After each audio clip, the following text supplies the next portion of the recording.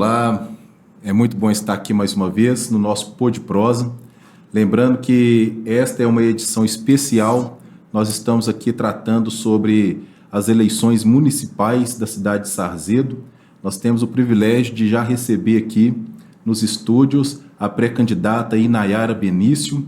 Lembrando também que este podcast ele é um bate-papo.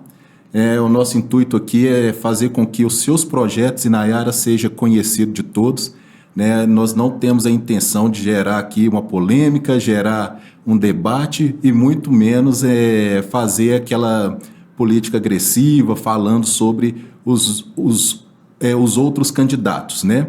Então, assim, sem mais delongas, eu já quero passar para você, para que você possa fazer a sua apresentação, quem é de fato essa Inayara Benício, né? E eu acho que não é só uma pergunta minha, mas é uma pergunta, sim, da população sarzedense, né? A população de Sarzedo quer saber quem de fato é a Inayara Benício. Seja muito bem-vinda, né? Eu espero que para você também seja produtivo e eu espero também que este conteúdo seja relevante para as tomadas de decisão nesse cenário, né, Inayara? Fala um pouco para nós quem que é de fato a Inayara Benício. Obrigada, é um prazer estar aqui com você, ter esse momento para poder bater um papo, para poder conversar. Eu acho que é muito importante e vamos começar. Então, meu nome é Inayara, né? Como você falou, Inayara Benício. Eu tenho 35 anos, né? Sou psicóloga, sou casada com o Fernando há 5 anos e agora eu sou mamãe da Aurora. Tô com um bebezinho de 7 meses, que é uma fofura. E aí, tô aí vivendo a maternidade junto com pré-campanha, né? Tudo junto e misturado. Então, tem sido, assim, bem desafiador, mas, ao mesmo tempo, muito gratificante, né? Sou psicóloga de formação há mais de 10 anos, né? Já trabalhei no serviço público em Sarzedo em várias secretarias, trabalhei na Secretaria de Desenvolvimento Social, juntamente nos CRAS, né? Tem um contato direto com a população e, atualmente, nos últimos 4 anos, eu tenho atuado como coordenadora dos serviços de saúde mental do nosso município, né? Em Sarzedo conta com o CEAPSE, que é um serviço de atendimento psicológico para crianças e adolescentes, então atende criança a partir de 2 anos e meio até os 18 anos, e o CAPS, que é o Centro de Atenção Psicossocial, que acolhe, né, tanto os pacientes quanto os familiares, né, que têm um transtorno mental. Então, eu tenho atuado nesses últimos 4 anos como coordenando, né, esses serviços. Atuei também na área clínica, de atendimento clínico, com atendimento com crianças autistas, né? Uma boa parte do meu currículo profissional é com crianças especiais, né? Com criança com diagnóstico de autismo ou com TDAH, que a gente vê que tem crescido muito, né? O número de crianças com esse diagnóstico. Então, daí a gente vê a necessidade de ter um olhar político também para essa pauta, né, que é uma das pautas, uma das bandeiras que eu tenho me disponibilizado a trabalhar, né, e a levantar em prol dessas famílias e dessas crianças. Sim. Assim, antes de você falar dessa bandeira, que eu acredito ser muito importante, né, na verdade, todas as bandeiras são importantes, mas é claro que a gente vai querer entender um pouco mais sobre as suas bandeiras, de fato, aquelas que mais está como parte do seu projeto, né, de governo, aquilo que você pretende trabalhar caso seja eleita. Mas eu queria saber, assim, ainda, quais que foram, né? Você falou que trabalhou no CIAPS Isso. E CAPS. Isso. Né? Tá, quando você assumiu, né, à frente desse serviço, quais que foram as dificuldades, assim, que você encontrou na cidade, que você fala assim, opa, isso aqui foi uma dificuldade para enfrentar, e coisas que a gente sabe, assim, que talvez, caso você venha a ser eleita, você pode fazer diferente. Na saúde mental, é algo muito particular e é muito, posso dizer assim, bem desafiador. Porque os quadros de saúde mental são quadros difíceis, né? Então, tem quadros que o paciente tem um sintoma mais agressivo, mais arredio. Então, a intervenção fica muito complicada, né? Então, hoje, eu poderia colocar que o quadro de funcionários hoje, diante da demanda que a gente tem, é algo que poderia ser trabalhado e melhorado, né, dentro desses serviços, né? Para poder ampliar e melhorar o atendimento para essas pessoas. Tanto quanto outra coisa que eu poderia falar é a questão da conscientização do direito dessas pessoas, né? Ótimo. Então, lá, enquanto coordenadora, como eu já tenho um histórico, né, um currículo de assistente social, então conheço um pouco dos direitos dessas pessoas. Então, a gente sempre faz reuniões com familiares, orienta os pacientes em relação aos direitos que eles têm como portador, né, de um transtorno mental. Então, eu acho que o que eu coloco como proposta, assim, que eu acho que melhoraria, seria colocar uma equipe mais robusta, né, para poder atender às demandas do paciente e da família, e uma conscientização, né, que poderia ser pautada na conjunção de outros setores. Então, nesse período que eu fui coordenadora, eu trabalhei muito intersetorial. Então, convidava o CRAS para dentro do CAPS para orientar, o CREAS, né, que é da assistência social também, para casos de alta complexidade, também trabalhava junto com o CREA, junto com os PSFs. Então, eu sempre tentei, enquanto coordenadora, fazer um trabalho intersetorial, né, para poder agregar mesmo no tratamento dessas pessoas. Teve um período, né, Nayara, não sei se eu acho que você nem sabe disso, mas eu trabalhei no hospital durante uma longa data, assim. E eu sei que quando se trata de problemas psíquicos e que demanda, né, a psiquiatria, acaba tendo também alguns tipos de preconceitos e tem também aquela questão de falta de conhecimento da população, né? Eu acredito que esse espaço aqui, ele é até relevante neste sentido, de a gente conseguir falar também o que hoje a cidade de Sarzeda ela tem como atendimento, o que a cidade de Sarzeda ela consegue atender. Porque eu não sei, igual, por exemplo, eu sou morador de Sarzedo, se você me perguntasse, falasse, Reis, o que o CAPS realmente atende? Né? Qual que é a característica do paciente que deveria procurar o CAPS? Ou qual que é a outra? O CEAPS. Ou o CEAPS, né? Fala um pouquinho sobre isso. Qual que é a característica deste paciente que deveria procurar esse serviço? É verdade. É um serviço que passa por muitas vezes percebido, né? Porque eu costumo dizer lá no CAPS que a saúde mental o povo só lembra quando precisa, né? Porque às vezes aquele quadro de agressividade, um quadro que a família não sabe mais o que fazer, né? E aí lembra, tem um CAPS, né? Então, a saúde mental passa muito despercebido. E hoje a gente vê que como as pessoas estão de forma generalizada, como que as pessoas estão adoecidas mentalmente, quanto que as pessoas estão precisando de um suporte em saúde mental, né? A gente passou um período de pandemia intenso, né? Que intensificou muito os quadros de saúde mental. Os quadros de ansiedade, os quadros de depressão, de transtorno do pânico, né? Teve um acréscimo pós-pandemia, né? Então, a saúde mental, ela precisa estar em pauta, porque hora ou outra nós vamos precisar, né? Todo mundo, em algum momento da nossa vida, vai precisar de voltar o seu olhar para a saúde mental, o seu cuidado para a saúde mental. Então, ela não pode passar tão despercebida assim. Os quadros que o CAPS atende são aqueles quadros graves, que considerados graves, de sintomas intensos, de sintomas graves. Então, pessoas que têm um quadro de transtorno de personalidade, um esquizofrênico, por exemplo. Então, são quadros que são perfis de CAPS. No CAPS, nós temos a permanência dia, o paciente passa o dia no CAPS. Então, aqueles quadros que não estão estáveis, que precisam de uma estabilidade nos seus sintomas, é feito um plano terapêutico para aquele paciente.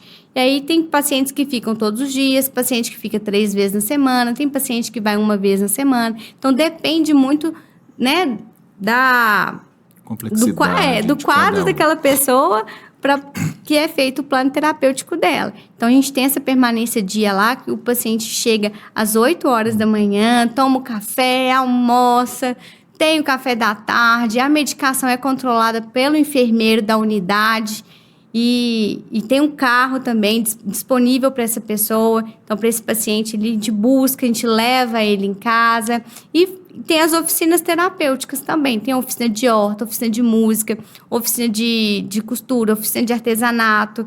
Então, é realizado várias oficinas terapêuticas para essa finalidade, para esse paciente. Muito bom, muito bom. Fala assim, agora de uma forma rápida, onde que fica de fato, né? Passa o endereço aí, mais ou menos. Gente, Avenida Flamboyant, número 629, Riacho da Mata, pertinho do Mercantil do Rei. Ótimo. Fica lá, é um prédio azul. Quem passa por fora, acha que é um posto de saúde grande, porque é uma construção bem grande. Mas é lá que funciona o CAPS. Ótimo. E o CEAPS é bem abaixo, é o mesmo prédio. E o CEAPS fica no andar de baixo. Ótimo, não, muito bom. Para falar a verdade, olha que esse assunto ele é muito interessante. Esse aí também merecia a gente ter um episódio aqui só para falar sobre isso. Mas eu quero realmente, vamos voltar aqui para a pré-candidata Inayara, né, para a gente tentar entender. Me fala aí, Inayara, então assim, você nessa psicologia, mãe, né, agora você está querendo encarar a política. Você quer encarar a política. Mas o que te motivou, de fato? Vamos dizer assim, qual que é a sua válvula motriz? Quanto você... Porque você poderia estar fazendo qualquer outra coisa, né? Você poderia continuar, né, à frente, por exemplo, aí da assistência à saúde, né? Você poderia continuar clinicando em relação à psicologia, né? Me parece que você é professora também. Sou professora também. Mas por que você... né? Multinayara, né? Multinayara. Multifunções. Mas aí, o que te motivou ir para este ambiente da política? Eu costumo dizer que eu tenho a sensação que eu não caí de paraquedas. Né? Hoje, olhando para trás, assim, para minha trajetória de vida, de experiência, de ministério em igreja, eu vejo que foi um preparo. Né? Então, hoje eu me sinto preparada para encarar uma eleição, né? Que eu vejo que foi uma construção que foi realizada ao longo da minha vida. Indiretamente, não foi proposital. Não falo assim, foi 10 anos atrás, você imaginou? Não. Mas conforme eu fui vivendo e fui tendo algumas experiências, eu vejo que tudo foi... parece que foi para esse propósito, né? Então, não tenho encarado como algo... decidi agora, vamos lá. Não, eu tenho visto como um propósito, né? Algo que foi construído ao longo dos anos. Porque, assim, na minha trajetória, eu participei de grêmio estudantil, na comunidade do meu bairro, né? Que mais que eu fiz, assim? Na faculdade, por exemplo, eu sempre fui muito ativa na faculdade. Então, fui aluna extensionista durante toda a minha graduação.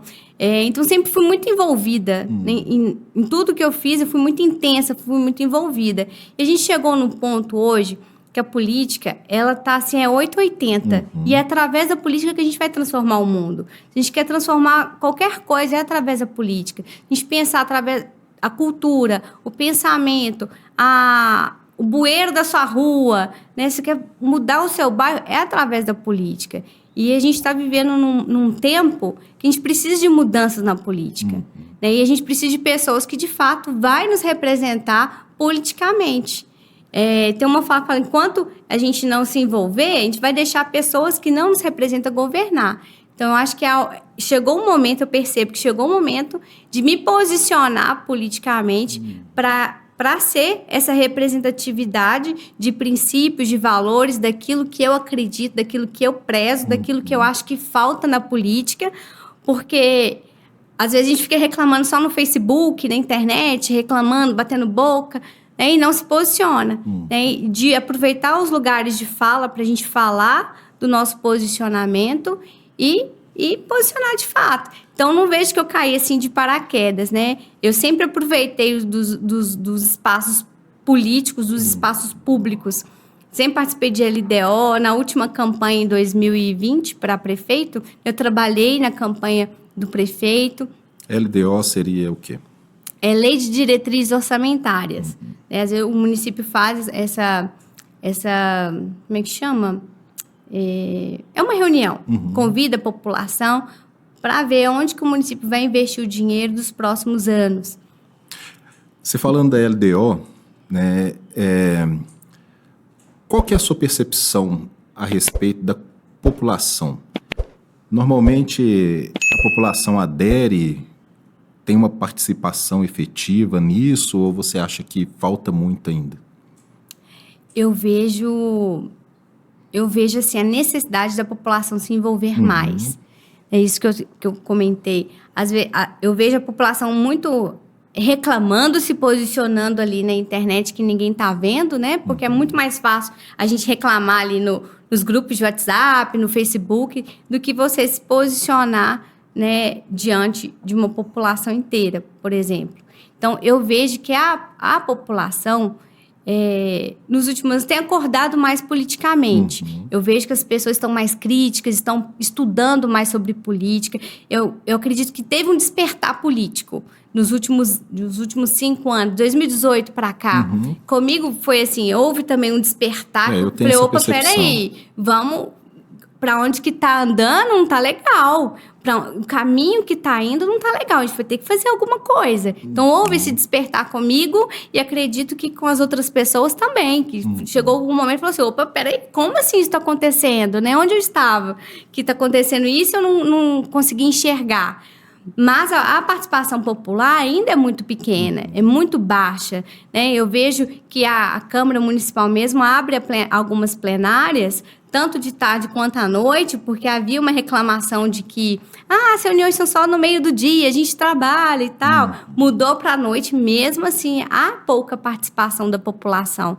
Então, em outros eventos que a gente vê de decisão para o município, que são eventos mais políticos, ainda assim a participação é de uma minoria. Sim, não, bacana. Nayara, agora, quando você fala sobre princípios, né, eu até costumo dizer assim, que princípios todos nós temos. Não existe quem não tenha. Pode ser que nós não concordamos com os princípios, mas a pessoa tem um princípio.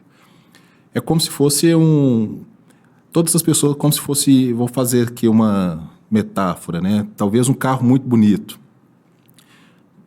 As rodas, a lataria, aí nós temos os vidros, o volante, o banco. O princípio é aquilo que vai fazer aquele carro se mover. Quais que são os seus princípios? Os seus princípios que te regem, assim? Os princípios que movem a Nayara. Quando a gente fala da Nayara, então, imagina, eu estou vendo a Nayara. Por te ver, eu não sei quais que são os seus princípios. Aquilo que realmente são seus valores, aquilo que você preza. Quem de fato é a Nayara, vamos dizer assim, a essência, os princípios dela, aquilo que é inegociável para você. Não tem como falar de princípio sem falar de Deus. Acho que Deus é a base de tudo. Eu sou cristã, eu acredito na Bíblia, né? É o livro que rege a minha vida. É a partir desse livro que eu tenho conhecimento de Deus e me relaciono com Ele a partir disso. Então, tudo que a Bíblia fala, eu vou falar aqui os versículos, mas Deus é que rege. Assim, eu acho que o que é principal é a minha fé, é o temor que eu tenho a Deus. Então, aquilo que eu quero falar, deixa eu lembrar, que está lá em Gálatas. Gálatas 5:17. Quais são? Lembra aí. Mesmo se não lembrar, não tem problema. Não tem a gente problema, coloca né? de baixo aqui, né? Gente, a bondade, a mansidão, a perseverança. É isso que eu tô querendo dizer, que são os dons do Espírito, são né? os frutos do Espírito, Gálatas 5:22. Isso, Gálatas 5:22, isso mesmo. Então, o que eu quero dizer, assim, é que Deus é que rege a minha vida e os meus princípios. Então, os meus princípios estão baseados naquilo que é princípio dele, do que ele colocou para mim como princípio. Então, o que foge disso, eu não quero me envolver, né? Então, é Deus. Deus é o princípio, é a base. E abaixo de Deus, eu acho que é a nossa família, que eu tenho, a minha família. Eu quero proteger a minha família. Agora eu tô com uma bebezinha, né? Então, a minha intenção, e isso é o que me move, mas a caminhar, a continuar nessa caminhada, fala assim, nossa, às vezes a pessoa fala assim, não, mas você é louca, tá com uma bebezinha de 7 meses, vai enfrentar uma campanha, e aí? Eu falei assim, mas é por causa dela mesmo, porque eu quero deixar um mundo melhor para ela, eu quero deixar o meu bairro melhor para ela, eu quero deixar a minha cidade melhor para ela, né? Eu quero ter tranquilidade dela ir para a escola e ter certeza que ela não vai ser doutrinada pela escola. Né? Então, eu quero fazer a minha parte para deixar o mundo um pouco melhor ou defender ela de alguma coisa que vai afetar aquilo que eu acredito. Ótimo. Né? Então, a família, ela é a base. Não tem como falar que a família não é a base. A gente vê a família tão atacada ultimamente, né? Em todos os viés, a família tem sido atacada. Então, acho que é um momento de nós protegermos a nossa família. Não, e assim, essa pergunta eu sei que não é uma pergunta tão simples, né, quanto a gente fala sobre os nossos princípios, né? Mas pode até não ser tão simples, mas ela é muito importante, principalmente para essas tomadas de decisão nesse cenário que nós estamos. É muito importante que a gente saiba quais que são os princípios daqueles que nós vamos conceder o nosso voto. Por quê? Porque neste momento é um momento que nós vamos ter que estar aqui com os olhos bem abertos, né? Eu costumo dizer o seguinte, que no momento das eleições, né, neste momento de pré-campanha, no momento da campanha, no momento ali ainda que você estiver na frente da urna, né, ali para fazer o voto, você tem que estar ali com os olhos abertos, bem abertos mesmo, e consciente. Exercer o seu voto, aí vai vir agora os próximos 4 anos, aí agora... E esse momento assim, de pré-campanha é muito importante para o eleitor, para todos nós, porque é um momento dele avaliar, dele conhecer o candidato, né, de saber, de ir pesando, peraí, esse aqui tem isso, eu acho legal, né? Esse momento é importante. E às vezes passa como um momento chato, né? Ah, nem vai falar de política. Então, é um momento de aproveitar para poder conhecer as pessoas, né? Conhecer aquelas pessoas que você vai dar autoridade para legislar ou executar no nosso município. Então, é um momento muito crucial, tanto para quem é candidato, pré-candidato, quanto para o eleitor também. Não, exatamente, porque aí é onde que eu penso na questão dos princípios, né? Porque imagina só, princípio todo mundo tem. Eu posso até não concordar com os princípios, mas a pessoa tem. Só que se eu não concordo com os princípios que regem a vida daquela pessoa, por exemplo, se os valores dessa pessoa não compactua com os meus valores, com aquilo que eu acredito que realmente seja correto, né? E aí para que a gente possa fazer essa análise daquilo que é correto, é baseado em algo, né, que seja maior do que nós, né? Se eu não conheço isso, então eu não posso dar este voto de confiança. A importância de conhecer. A importância de conhecer. De conhecer né? Essa pessoa que você vai dar esse voto. Exatamente. Né? Porque encaixa comigo? Está dentro daquilo que eu espero, da minha expectativa, né, para a cidade? Porque eu penso até assim, Nayara, que imagina só, são 4 anos que nós vamos ter que ter o enfrentamento, por exemplo, contra a corrupção, que é algo que tem sido muito falado no nosso cenário. Sim. Só que aí, por exemplo, os valores do candidato ou de um candidato pode ser assim, não, mas eu não me importo muito com isso. Eu negocio, né? Eu negocio. Por exemplo, nós estamos em um período pré-campanha. O que você me diria sobre esta política do assistencialismo? Quando você falou da corrupção. Quando a gente pensa em corrupção, a gente já pensa em algo macro, né? Corrupção, associa lá em Brasília, mas a corrupção ela acontece o tempo todo. E justamente o tempo inteiro, né? E aí a gente vê um cenário de uma política de uma cidade pequena, né? Que é Sarzedo, e a gente vê muita política baseada no assistencialismo, na troca de voto, na barganha, no interesse pessoal, no interesse particular. Né? Então, às vezes, a pessoa fala assim, você tem que votar em mim, porque eu te ajudei nisso, eu te ajudei naquilo. Ou a própria pessoa fala assim, não, eu tenho que votar no fulano, porque o fulano é meu amigo e ele me ajudou a conseguir um remédio, por exemplo. Então, usa disso como... Isso é uma corrupção, isso é uma troca. Porque o remédio não foi dado por aquela pessoa. É um direito do cidadão. Né? Do cidadão. É um direito do cidadão. E muitos aproveitam do direito que já é garantido do cidadão, que às vezes o município já fornece isso, e aquela pessoa é só um interlocutor e leva o crédito, né, e usa isso para poder barganhar nessa época. Então, claramente acontece isso na nossa cidade, né? Troca por cesta básica, troca por favor. Então, eu tenho pautado muito assim, a minha campanha na conscientização, né, da importância do nosso voto, da importância da gente acreditar naquela pessoa que a gente sabe que vai legislar em prol da população. Não por troca, não por barganha, não por favoritismo, no sentido assim, vai me favorecer. Porque a política não é particular, a política é para todos, né? É para o bem de uma comunidade, não é para o bem de um indivíduo.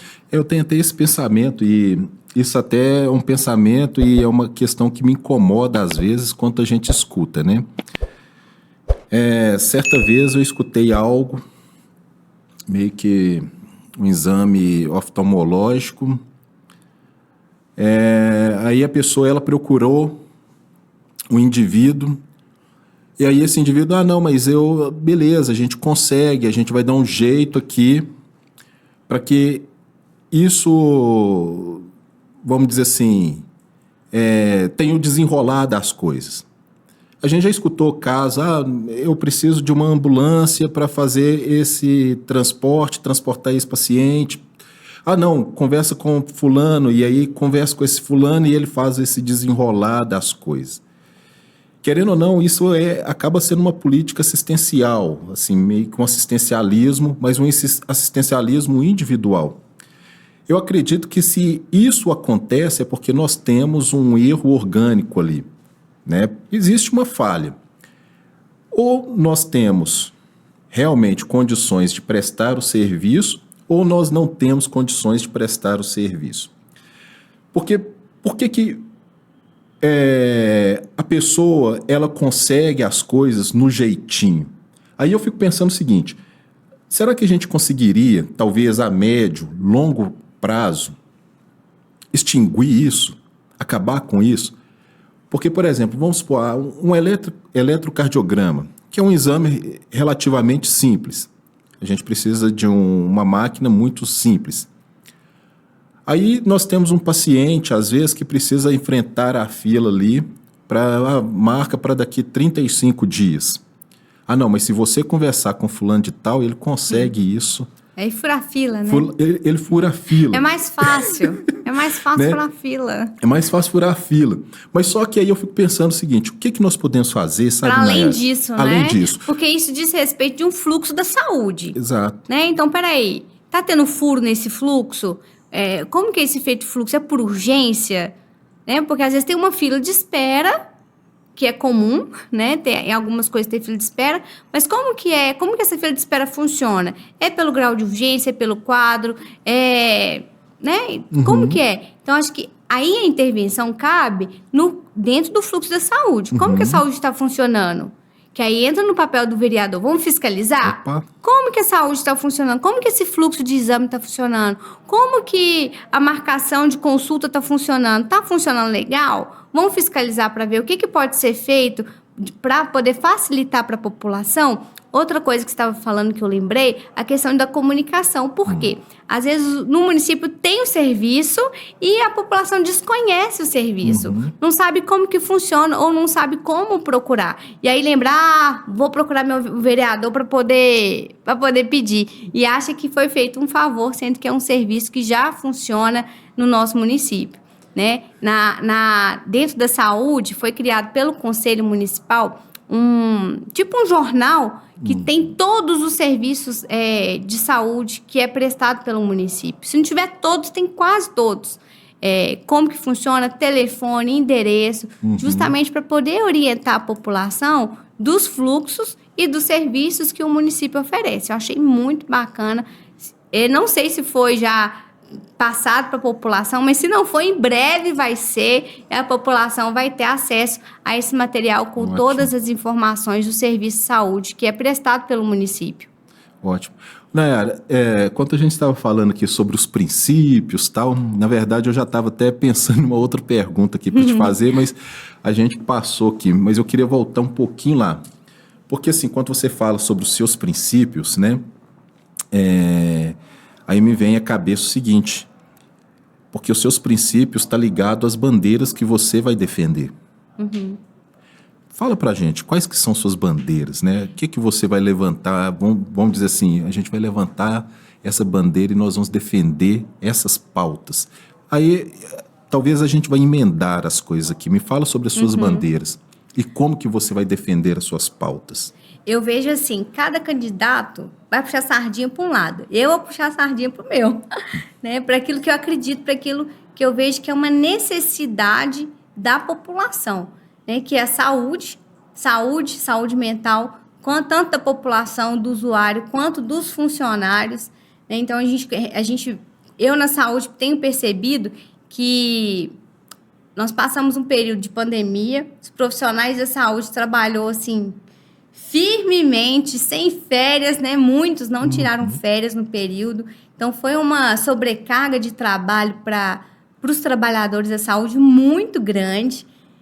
No meu setor mesmo, tem pessoas que ficou com muitas férias acumuladas, com folga acumulada, porque foi aquele caos naquele período de pandemia, né? Então, e a gente vive hoje, eu falo de um período pós-pandemia, que as pessoas estão adoecidas mentalmente, né? De ansiedade, eu falei aqui no início, ansiedade, depressão, transtorno do pânico, vários outros transtornos têm sido se desenvolvidos após esse período. A gente tem também a questão do isolamento social, que ainda é recorrente. Os nossos adolescentes, nossos jovens, estão cada vez mais reclusos, né? Eles estão preferindo ficar em casa. Eu falo que hoje tem que ser a campanha assim, sai de casa. De tanto que eles só ficam em casa, dentro do quarto, com o celular na mão, com série 24 horas. A gente vê um monte de pais assim, preocupado com os adolescentes. Falam, meu filho não sai do quarto, ele tem alguma coisa. Então, a gente vê a questão da saúde mental, é algo que me preocupa. E se a gente quer um serviço de qualidade, um serviço público, as pessoas têm que estar bem mentalmente, principalmente na saúde. É cuidar de quem cuida mesmo.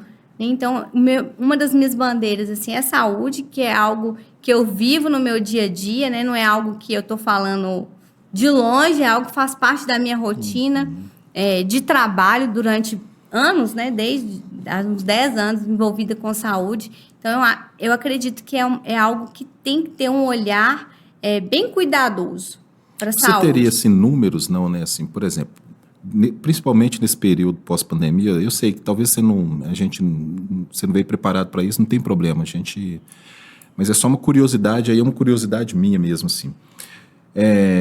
Depois da pandemia, a gente sabe que tudo mudou. Tudo Verdade. mudou. A forma, o comércio mudou. Hoje as pessoas realmente estão mais reclusas, né? Então, por exemplo, você tem aí o Mercado Livre, por exemplo, que bombou de vender e continua bombando. Né? Tudo mudou. Mas qual que é esse número assim para a cidade de Sarzedo?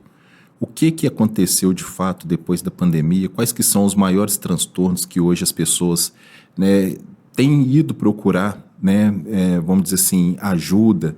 Qual que é esse número? Cresceu, não cresceu, continuou o mesmo? Como que está? Bom, eu não vou conseguir te falar macro, mas na rotina do dia a dia, eu poderia, para ter uma noção, a cada 10 encaminhamentos que chega para a gente, para atendimento no CAPS, poderia falar que 8 é ansiedade. Então, se a gente vê o número de procura de transtorno de ansiedade. Que aí eu acho que é uma outra pauta, porque a ansiedade ela cai muito no senso comum também e naquilo que é diagnóstico médico. Né? Que às vezes a pessoa fala assim, não, eu tenho ansiedade. Mas fala, você foi no médico, tem um diagnóstico? Não, eu tenho porque eu li no Google que eu tenho, né? Então, não é bem assim, são coisas diferentes. Tem um transtorno de ansiedade generalizada, eu preciso de um diagnóstico médico. Então, a gente cai muito também no dito popular, assim, no senso comum da pessoa achar que tem, né? Mas eu acho que isso não vem ao caso. O que vem ao caso é a procura. Porque se a pessoa procurou, ela está, de fato, vivendo alguma coisa que está incomodando ela, que não está legal. Eu acho que ninguém procura psiquiatra ou médico à toa. Não, com se está procurando é porque está precisando, né? Então, eu acredito, assim, que a ansiedade é algo que tem crescido bastante nos últimos tempos, tanto para adolescente, para jovem, para pessoa mais adulta, de forma bem generalizada. Agora, eu sei que tem um... Não, é porque você falou das pautas, sim, né? E eu desculpa, falei da saúde só. Perdão, não, eu quero te escutar. Saúde mental, né? Eu falei da importância, né, de falar de saúde mental e dos valores mesmo conservadores, né? Eu, como cristã, eu prezo as pautas, né, de direito, as pautas conservadoras, a família, o direito à família, contra o aborto, né, ser pró-vida. A gente vê a política de forma macro, assim, conduzindo a população para uma liberação do aborto, como se o aborto fosse resolver o problema, né? Fica fácil, tira, que é assim. Não é bem assim. Eu passei por um aborto antes de ter a minha filha e foi um momento muito difícil da minha vida. Foi muito doloroso passar por esse processo. Então, acredito que não é um processo fácil para a mulher, né, tomar essa decisão.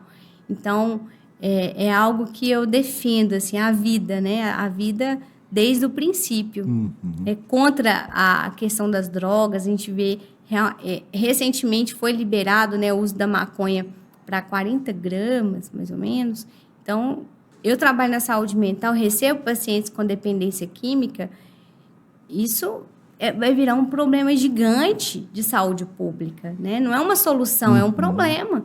Porque quantas famílias que anseiam por tratamento por seus filhos, por seus parentes que têm uma dependência química, né? Não atinge só a pessoa, atinge uma família inteira. Agora, deixa eu te fazer uma pergunta. Você vai tocando nesses assuntos, aí a maquininha aqui vai girando. Aí eu te perguntaria o seguinte. Sarzedo hoje, né? A gente tem aí, então, essa liberação, porque é uma liberação não de Sarzedo, mas é uma liberação nacional. Isso veio do governo federal. Mas para a cidade de Sarzedo, qual que seria este impacto com essa visão que você tem dos dependentes químicos?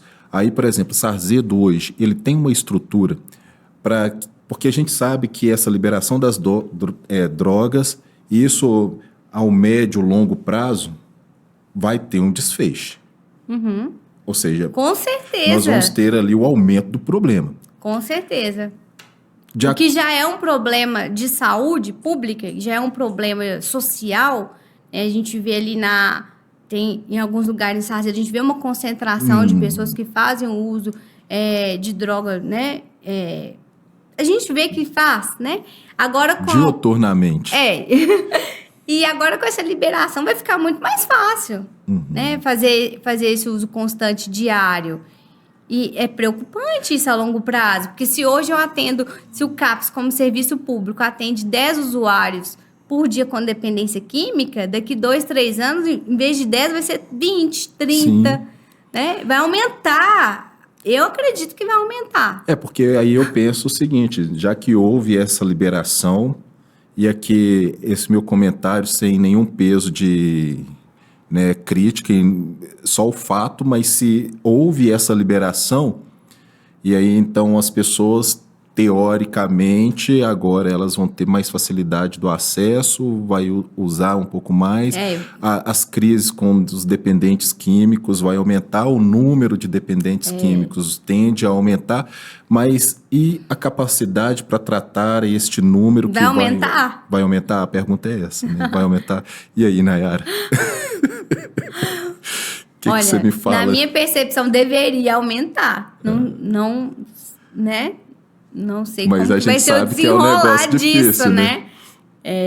mas deveria aumentar, porque é um problema gigantesco aí, não só para a saúde, como para o social, né? Para a questão de violência.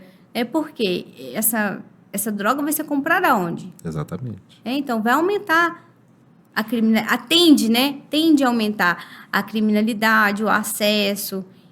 Então, vai empoderar pessoas associadas a isso. Então, é um problema grande que nós vamos viver, nós brasileiros vamos viver. E aí eu vejo a necessidade de ter um legislativo que tenha esse olhar, que vai levar propostas de lei para poder minimizar esses impactos, porque impacto vai ter. Mas como legislativo, o que vai ser criado para poder minimizar esse impacto?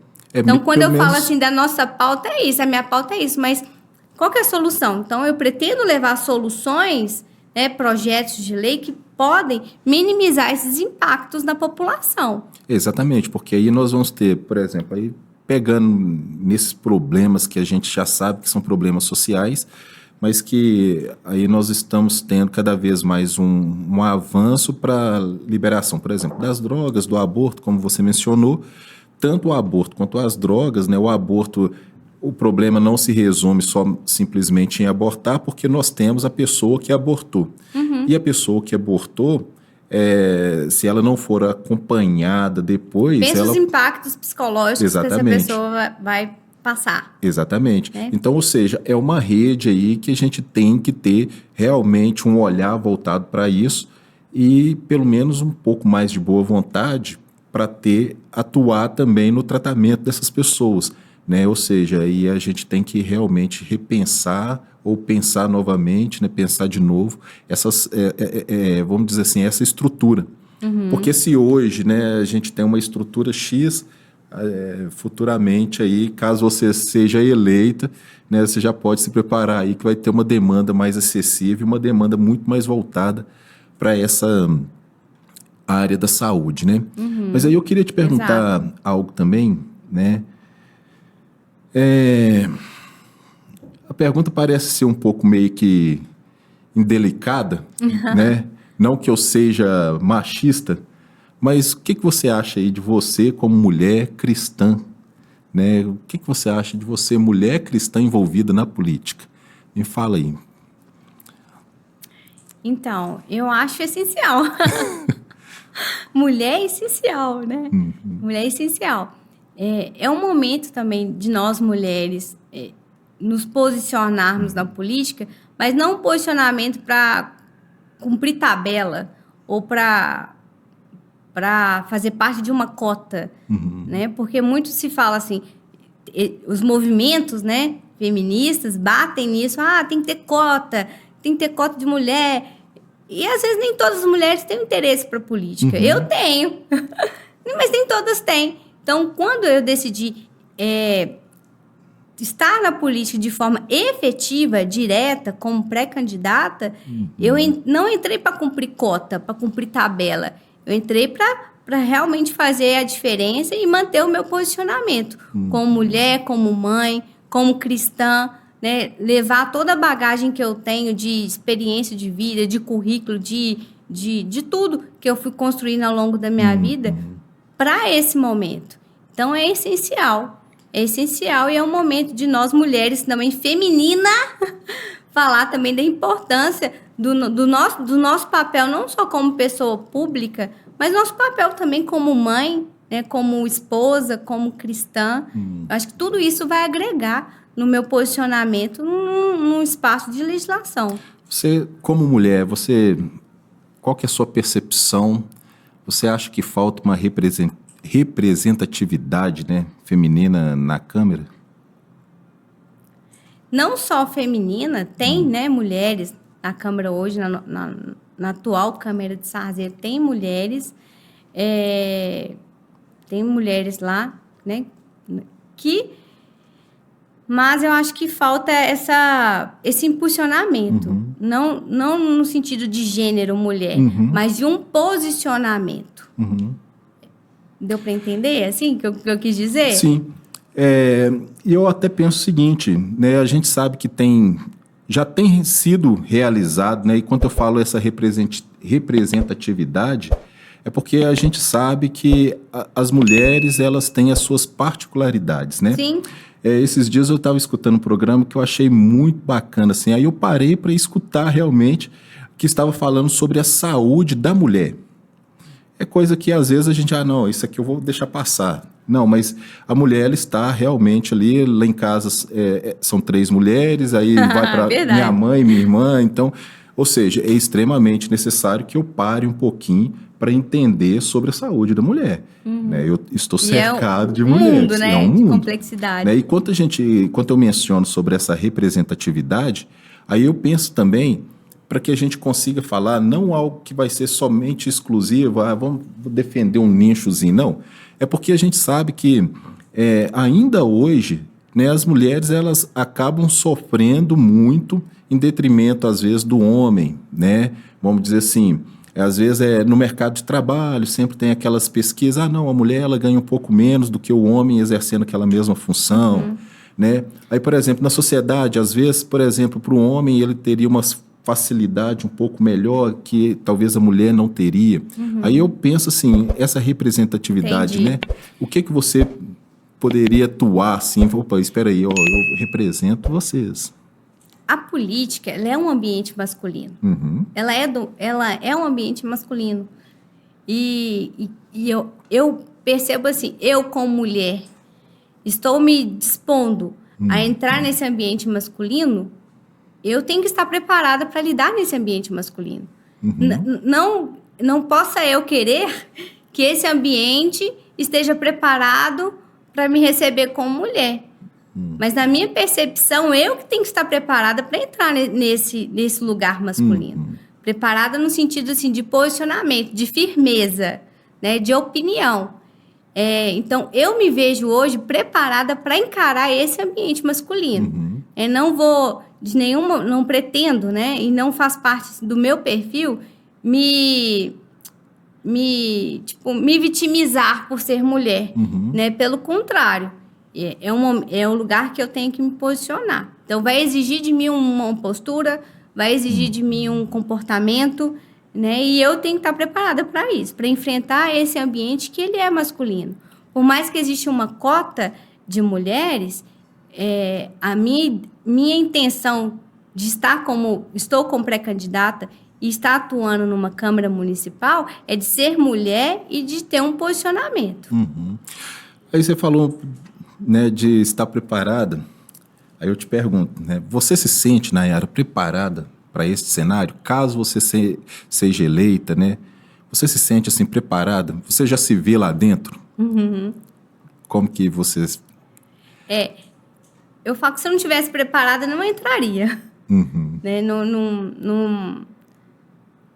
Não me disponibilizaria. Né? Então, eu me sinto preparada para isso, por isso me disponibilizei para concorrer a essas eleições. Ótimo. Né? Então, me sinto preparada para a briga, como se diz, né? Vamos para a briga. E amparada. E de realmente ser voz daquilo que eu acredito, ser voz, né, de quem tem uns princípios parecidos com o meu, ser uma voz da saúde, de levar também o meu posicionamento na área da educação, que eu sou professora há 2 anos já, tenho atuado, lecionado, né, para crianças do ensino fundamental 2, e tem sido uma experiência incrível. Então, eu vi a necessidade de ter um posicionamento também nas escolas, porque escola é formação de opinião, né? Escola é formação de caráter, né? As crianças são o nosso futuro, elas são hoje e são o nosso futuro. E vi essa necessidade, tive essa oportunidade, né, de me inserir ali no ambiente escolar, então acredito ser voz também da educação, das crianças, de proteger as nossas crianças das ideologias, né, que elas estão expostas ao tempo inteiro, através do celular, através da escola, enfim, em várias redes, né, na sua comunidade ali. Então, hoje eu me vejo preparada para ser a voz que Sarzedo precisa, de um posicionamento que a nossa cidade precisa. Acho que acabou esse período dessa velha política de troca, de barganha. Acho que é um momento mesmo das pessoas se posicionarem e ter um candidato, um pré-candidato que vá ser essa representatividade, porque eu sinto falta de ter um vereador que de fato me representa naquilo que eu acredito, de fé, de valor, de princípio, de família, de ser antidroga, anti-aborto, né? Então eu espero ser uma boa representante para a população. Muito bom. A gente está chegando na reta final, Nayara. Ah, que pena. Muito rápido. Tinha muita coisa para falar ainda. Muita coisa para falar. Eu tinha algumas perguntas ainda assim que eu queria fazer. Eu vou fazer uma delas. Na verdade, eu deveria ter feito no começo, mas vou fazer agora. Que é o seguinte: o vereador, né? Vamos dizer assim, é a parte teórica das coisas, né? A teoria. Mas eu acho que é muito válido, né, para a gente trazer conhecimento para o pessoal, trazer conhecimento para as pessoas. Porque às vezes as pessoas elas falam muito do vereador, a gente sabe que tem o vereador, a gente sabe que tem o prefeito, mas tá, beleza. Até onde que o vereador vai? Qual que é a função do vereador? Isso se perde muito, né? Não, se perde. E qual que é, de fato, a função de um prefeito? Né? Então, ou seja, você como vereadora, né, mas qual que é a função, ou pré-candidata a vereadora, né? Qual que é a função do vereador? Né? Isso se perde muito. E nesse período, a gente vê algumas atrocidades, assim, alguns pré-candidatos prometendo que vai tampar o buraco da rua, prometendo que vai alterar o horário de funcionamento de serviço. A gente vê assim, alguns pré-candidatos se propondo, né, fazer coisas que são do executivo fazer. E por falta de conhecimento, a população acaba engajando, né, nessas falácias. Né? Então, é muito bom você trazer isso, porque o que eu vejo que é de essencial de um vereador fazer é de fiscalizar o executivo. Fiscalizar em todos os sentidos. O que está sendo feito, o que comprou, com o que gastou, para onde que foi o recurso. Se está fazendo uma obra, fiscalizar aquela obra, se aquele recurso está sendo utilizado para aquela obra. A gente teve um problema de saúde mental, que eu vou falar do meu nicho, né? De falta de medicação, por exemplo. Uma medicação específica para um determinado quadro. Chegou a faltar não só no município, mas de forma macro, porque foi uma questão do fornecedor. E aí, qual que é o papel do vereador? Fiscalizar isso, fiscalizar o contrato, qual o contrato que foi feito, Então, o principal papel do vereador é fiscalizar o executivo, é ser um representante mesmo do povo, de saber para onde que o dinheiro público está sendo aplicado, como que está sendo aplicado, como que está sendo investido. Então, eu acho que esse papel se perde muito no nosso município. Ele se perde e vemos pouco isso acontecer dentro de Sarzeto. Então, eu pretendo fiscalizar muito. Eu não tenho rabo preso com ninguém, sendo A, sendo B, sendo C. Vamos fiscalizar todos e garantir, né, que seja prestado um serviço público de qualidade, que seja obra de qualidade entregue para a população.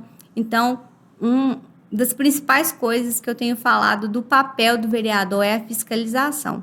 E trazer mesmo propostas de projetos de lei que vá beneficiar a população. Projetos de lei que seja coerente com o nosso município, que seja coerente com a nossa realidade, que não seja só um Ctrl-V, Ctrl-C, né? Copiei lá do município, trouxe para Sarzeto. E às vezes não tem aplicabilidade nenhuma no nosso município, não é a realidade do nosso município. Então, trazer projetos de lei plausíveis mesmo, que vai ser aplicados no município, que vai ter uma aplicabilidade de fato no nosso município, que vai atender a população. Então, são os principais. Agora, fazer obra, executar, tudo que é fazer é do executivo. Fazer, aumentar salário, vão aumentar o salário dos servidores X. É executivo que vai fazer, não é o legislativo. Então, há essa confusão mesmo, né, de conhecimento e que é bom que a população, você que está nos escutando, saiba o papel do legislativo, o papel do executivo, para você fazer uma boa escolha para o nosso município. Nayara, aí nós já estamos apertadinho aqui no horário, mas Me fala o seguinte, deixa a sua consideração final, né? Vamos dizer assim, se essa fosse sua última frase, assim, no sentido eleitoral, né? O que você diria? Deixa essa consideração pra gente. Deixa. Eu deixaria para você o desafio de você também se posicionar nessas eleições, fazer uma escolha consciente, uma escolha baseada nos seus princípios, nos seus valores, naquilo que você acredita, naquilo que você espera para a nossa cidade, aquilo que você quer de bom para a nossa cidade. Não se venda, não venda o seu direito, né, de cobrar, porque quando a gente vende o nosso direito, o nosso voto, a gente está tirando o direito de cobrar, né, do outro. Então, não se venda, né? Faça a sua escolha consciente, uma escolha assertiva, que Sarzedo tem muito a ganhar com a sua escolha. Muito bom. Nayara, muito obrigado pela sua presença, pela sua disponibilidade, né, por essa disponibilidade de querer vir aqui no Pô de Prosa para poder falar de você. Isso aí é de uma nobreza grandiosa, porque eu digo até o seguinte, que muitas das vezes as pessoas elas até aproveitam, embora esteja em um momento que deveria realmente dar sua cara ali, colocar sua cara na vitrine, falar, opa, eu estou aqui, esse aqui sou eu. Muitas das vezes as pessoas maqueiam e acabam não mostrando quem de fato elas são, né? E aí nós acabamos fazendo um voto equivocado e depois a população toda ela vai sofrer, né? E eu queria agradecer vocês também que nos acompanhou até aqui. Muito obrigado por você assistir este programa, né? Muito obrigado por estar acompanhando o nosso podcast. Eu espero que você possa ir lá, entrar, seguir, se inscrever no canal, compartilhar e principalmente comente aí, né? A gente pode abrir uma hashtag aqui de volta em Nayara, né? Para que a Nayara possa voltar aqui também e talvez para não falar só sobre a política, talvez a gente pode voltar para trazer este assunto da saúde pública, sobre a Nayara psicóloga, porque eu acho que assim é muito pertinente também e muito, vamos dizer assim, tem muitas pessoas que querem escutar sobre isso, né? Então, muito obrigado mais uma vez, muito obrigado pela sua disponibilidade, um forte abraço e que Deus continue nos abençoando. Amém. Né? E vamos para cima.